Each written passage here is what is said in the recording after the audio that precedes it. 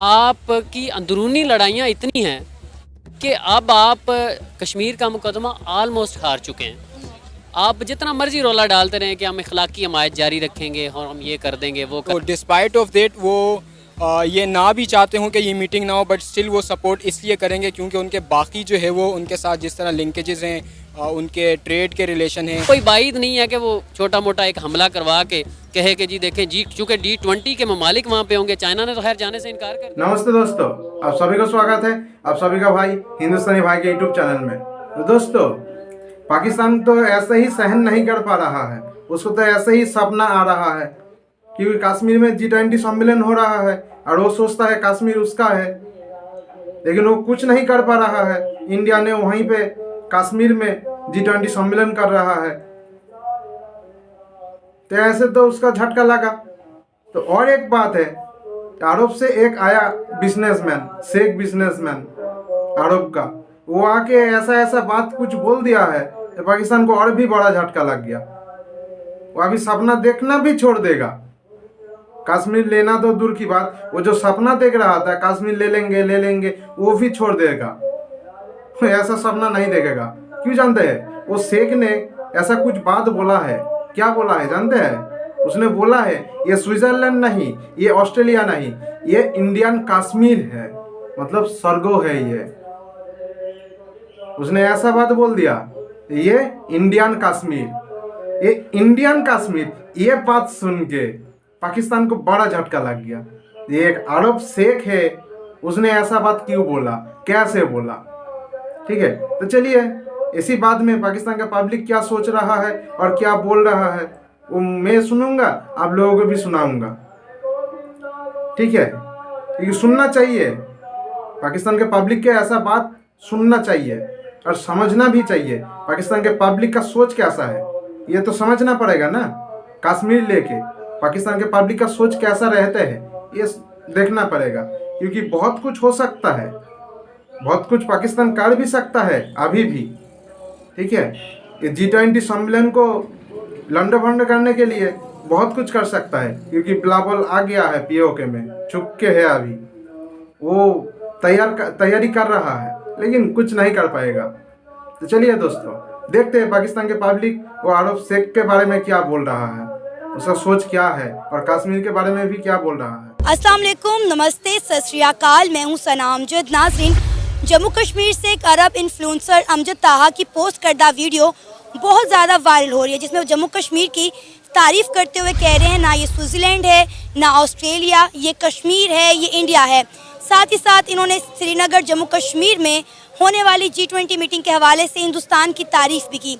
जैसा कि आप सब जानते हैं कि श्रीनगर जम्मू कश्मीर में G20 मीटिंग्स होने जा रही हैं, उस हवाले से तैयारियां ज़ोरों शोर के साथ जारी हैं, लेकिन तैयारियों के साथ साथ जम्मू कश्मीर में सिक्योरिटी बहुत ज़्यादा बढ़ा दी गई है। तो इसी मुद्दों पर आज हम बात करेंगे पाकिस्तान की आवाम से, तो आइए चलिए हमारे साथ। अस्सलाम वालेकुम। वालेकुम अस्सलाम। सर, आपका नाम? मेरा नाम आतिफ हाशमी है। क्या करते हैं? मैं प्रैक्टिसिंग लॉयर हूँ। अच्छा, ज़बरदस्त, माशाल्लाह। सर, एक अरबी इन्फ्लुएंसर हैं अमजद ताहा, उन्होंने रिसेंटली जम्मू कश्मीर का दौरा किया है और उन्होंने जम्मू कश्मीर की बड़ी तारीफ़ें की। उन्होंने कहा ये स्विट्ज़रलैंड नहीं है, ये ऑस्ट्रेलिया नहीं है, ये कश्मीर है, ये इंडिया है। और उन्होंने इंडिया के प्राइम मिनिस्टर नरेंद्र मोदी को बहुत सराहा है कि वो G20 की मीटिंग जो है श्रीनगर जम्मू कश्मीर में हेल्ड कर रहे हैं। क्या कहेंगे आप अमजद ताहा की स्टेटमेंट पर, और जिस तरह उन्होंने जम्मू कश्मीर की तारीफ़ें की, उनकी खूबसूरती की तारीफ़ें की और G20 के हवाले से नरेंद्र मोदी को सराहा? देखिए, बात ये है, अगर वो जो इन्फ्लुएंसर हैं जिनकी आप रेफ़र कर रही हैं स्टेटमेंट, उन्होंने सोचने की बात है कि ये स्टेटमेंट दी क्यों। उन्होंने इसलिए दी, देखें इंडिया जो है वो 1 अरब की आबादी है, बहुत बड़ी मंडी है यूरोप के लिए, अमेरिका के लिए, जो अपनी आजकल लोगों के मफादात जो है वो इकॉनमी से जुड़े हैं। आपके मुल्क में जो है, आप जितना सऊदीया की तरफ आपका झुकाव है, जितना आपका अमारात की तरफ झुकाव है, तो पहले तो आपको जो बड़ी ताकतें थी वो आपको गुलाम समझती थी। अब जो है वो अमारात और सऊदी अरबिया जो है ये भी आपको अपना गुलाम समझता है।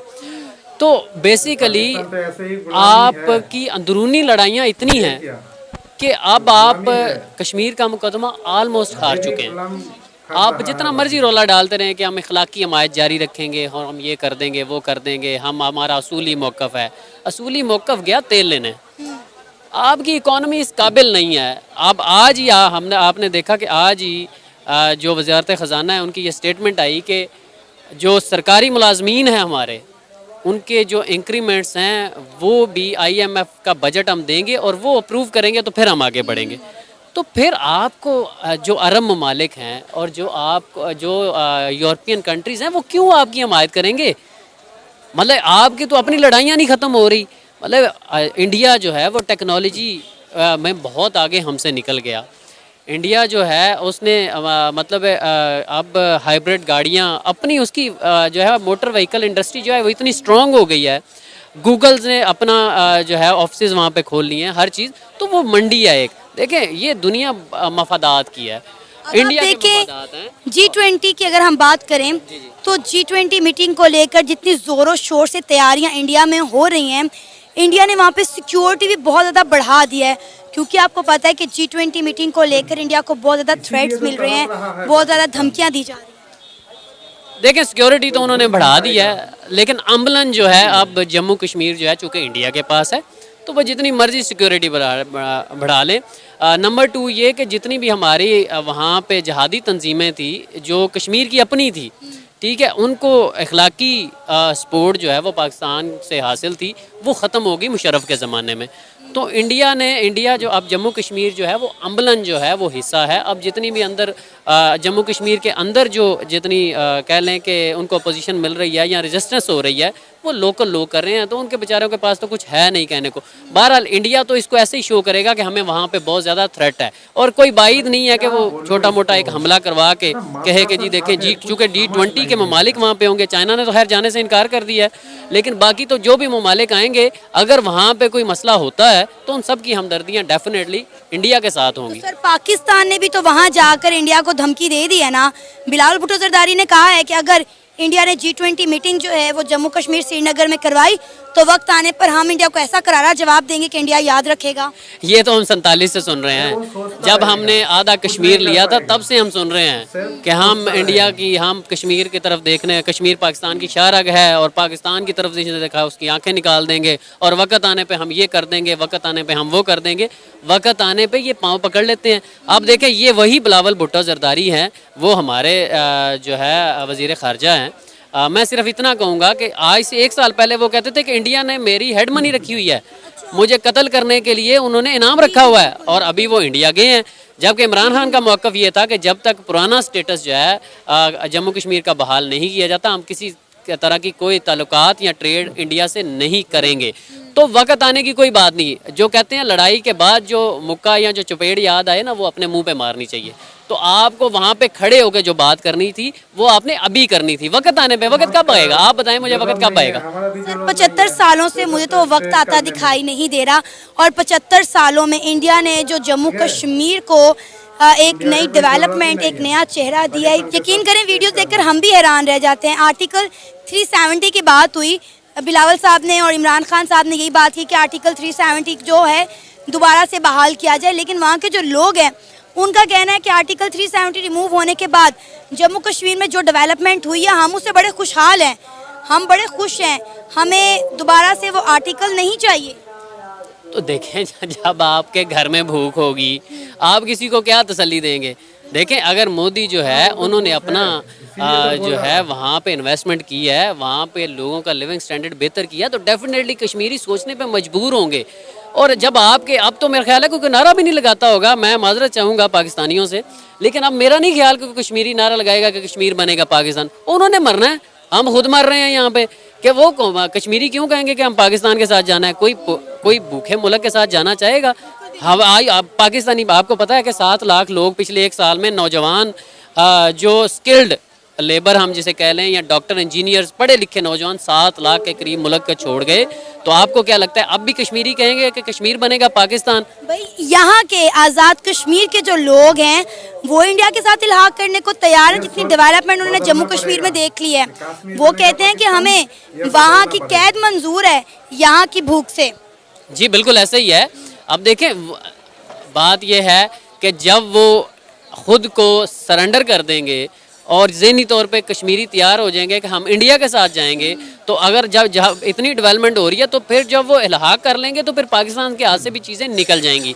जब हाथ से चीज़ें निकल जाएंगी पाकिस्तान से तो फिर डेफिनेटली वहाँ पे डेवलपमेंट होगी और कश्मीरियों की ज़िंदगी आसान होगी। मैं समझता हूँ कि पाकिस्तान के साथ जो है अब वैसे भी नहीं वो आएंगे, तो बेहतर है पाकिस्तान अब जो है वो बैकफुट पे आके जितना कश्मीर हमारे पास है उन्हीं के साथ चले। जो आज़ाद कश्मीर है उनको क्या दिया आज तक इन्होंने, मतलब उनको तो अपनी गवर्नमेंट सेलेक्ट करने का हक नहीं है। जो सिटिंग गवर्नमेंट होती है उसके साथ उन्होंने जाना होता है ताकि हमें कुछ बजट मिल जाए। कितनी डेवलपमेंट किया आपने आज़ाद कश्मीर में, लेकिन जम्मू कश्मीर में जो किया उसका कंपैरिजन कर लें। बीइंग अ पाकिस्तानी मैं ये तो कह सकता हूँ, कायदे आज़म ने कहा था, मेरे बानी पाकिस्तान ने कहा था कि कश्मीर जो है वो पाकिस्तान की शारक है, लेकिन अनफॉर्चुनेटली उसके बाद जो लोग आए हैं उन्होंने कायदे आज़म की उस बात की ना लाज रखी है ना उसको सीरियसली लिया है। उन्होंने बस जो है ना दुनिया को दिखाने के लिए और दुनिया से फंडिंग बटोरने के लिए और लोगों से फंडिंग लेने के लिए, हमदर्दियों के लिए ये स्टांस रखा, लेकिन अमली तौर पे 47 से लेके आज 2023 तक किसी भी हुक्मरान ने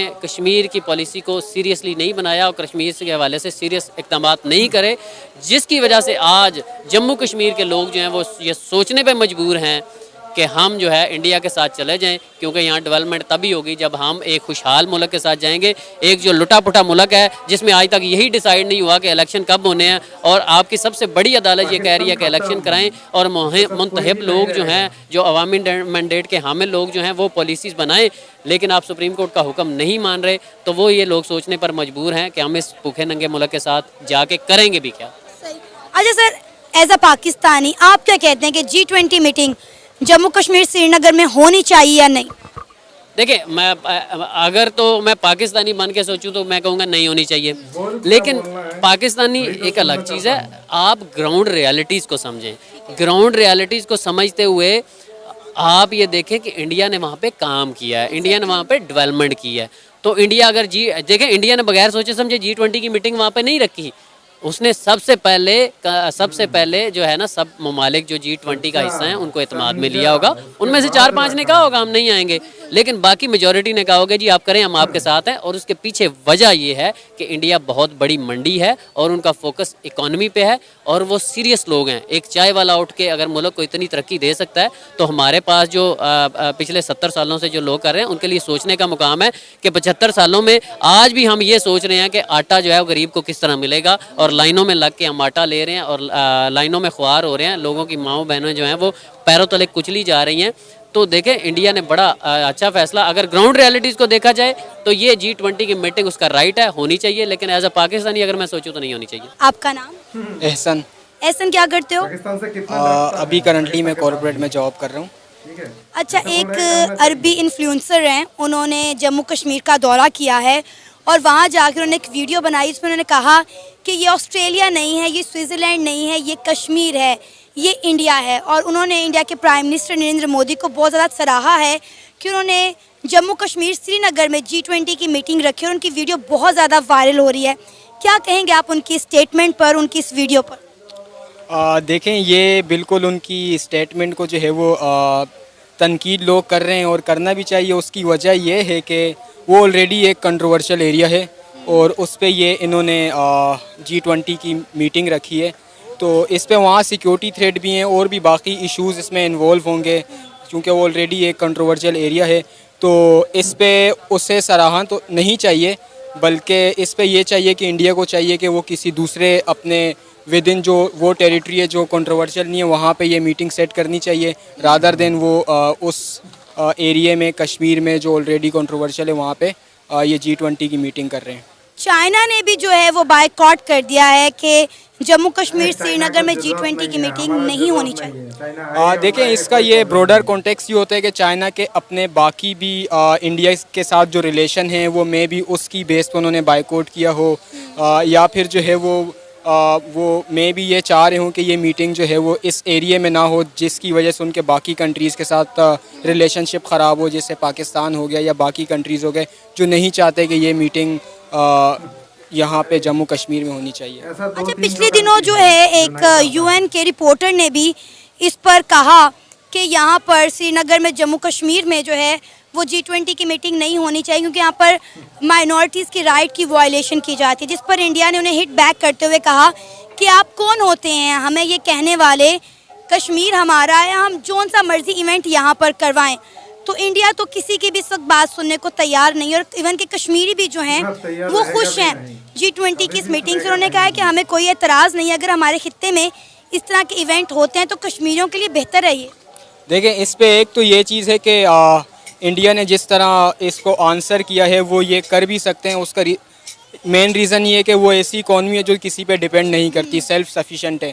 सो दे हैव पावर टू से दिस के, और वो वहाँ पे कंडक्ट भी करा सकते हैं। और बहुत सारे कंट्रीज़ हैं जिनका इंडिया के साथ इंटरेस्ट है, इंक्लूडिंग ईरान हो गया, अफ़गानिस्तान हो गया, पूरा मिडिल ईस्ट हो गया, वेस्टर्न जितने कंट्रीज़ हैं उनके साथ काफ़ी बड़ा ट्रेड है।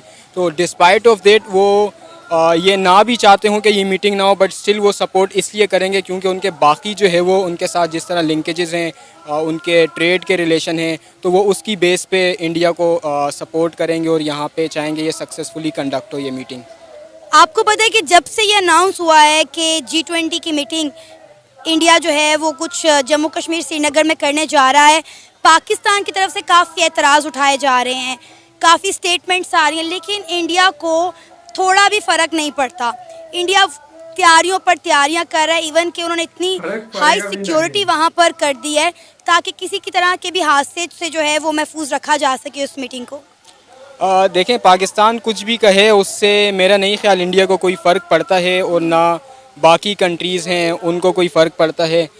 उसका रीज़न ये है कि क्योंकि इंडिया तो ऑलरेडी एक्सेप्ट कर चुका है कि ये हमारा अपना रीजन है, हम यहाँ पे अपने लॉज के साथ चीज़ों को लेके चलेंगे इर्रिस्पेक्टिव ऑफ जो भी पाकिस्तान का इस पर टेक हो। सो और दूसरा ये है कि चूँकि इंडिया जो है वो इस तरह है कि वो पाकिस्तान जो है वो उस पर डिपेंड कर सकता है इन मैनी टर्म्स, ठीक है, बट इंडिया हम पे डिपेंड नहीं करता, या बाकी जो रीजन में दूसरे कंट्रीज़ हैं, ईरान हो गया या मिडिल ईस्ट हो गया, वो बाकी सारे इंडिया पे डिपेंड कर रहे होते हैं। सो इंडिया यही चाहेगा कि जो भी हो, जिस तरीके का भी हो, तो वो अपनी सिक्योरिटी के अंदर ये कंडक्ट करवाएंगे। जी, आपको लगता है क्या पाकिस्तान जम्मू कश्मीर श्रीनगर में होने वाले G20 की मीटिंग को रोक सकता है? क्योंकि पिछले दिनों जब हमारे बिलावल जरदारी साहब हमारे फॉरेन मिनिस्टर इंडिया गए तो क्या दोस्तों, क्या लगता है पाकिस्तान रोक पाएगा श्रीनगर में जो G20 मीटिंग जो हो रहा है, G20 सम्मेलन जो हो रहा है, पाकिस्तान रोक पाएगा? कभी नहीं रोक पाएगा। चीन भी नहीं रोक पाएगा। बॉयकॉट किया तो क्या हुआ? वो आएगा नहीं, बॉयकॉट किया है इसलिए। नहीं आए तो क्या हुआ? जरूरत नहीं है चीन का। हम लोग चाहते भी है, ना आए तो अच्छा है, ठीक है। ये है पाकिस्तान का सोच। और पहले जो भैया था उसने क्या बोला, इंडिया चाहता है तो ठीक है, इंडिया सब कुछ करता है तो वो तो वहाँ G20 सम्मेलन कर सकता है, लेकिन पाकिस्तानी है इसलिए वो विरोधिता कर रहा है, ठीक है। मतलब क्या हुआ, पाकिस्तानी है इसलिए पाकिस्तान से डरता है, लेकिन हम लोग हिंदुस्तानी है, पाकिस्तान से डरता नहीं है। इसीलिए हम लोगों ने G20 सम्मेलन रखा है जम्मू कश्मीर के क्या श्रीनगर में, ठीक है। हम लोग ने इसीलिए रखा है। पाकिस्तान को सोचना पड़ेगा, 100 बार सोचना पड़ेगा, चीन को भी सोचना पड़ेगा, इंडिया क्या क्या कर सकता है, सोचना चाहिए, क्योंकि इंडिया पाकिस्तान का बाप है, इसीलिए पाकिस्तान को सोचना चाहिए। कश्मीर लेगा, कहाँ से लेगा कश्मीर? इंडिया का पाकिस्तान का बात सुनेगा भी नहीं। ये कुछ दिन बाद तो पीओ के रहेगा नहीं पाकिस्तान के पास, वो भी तो इंडिया ले लेगा। अरे अगले बार जब G20 का मीटिंग होगा ना, पीओ में होगा, ये दिमाग में घुसा लेना, ठीक है, अच्छा से ठूस ठूस के घुस लेना दिमाग में। इसके बाद जो G20 जो सम्मेलन होगा वो पीओ में होगा, ठीक है। ये हिंदुस्तानी होके बोल दिया मैंने, ये दिमाग में रखना। चलिए दोस्तों, जय हिंद, वंदे मातरम। और अच्छा लगे तो सब्सक्राइब कर दीजिएगा। चलिए।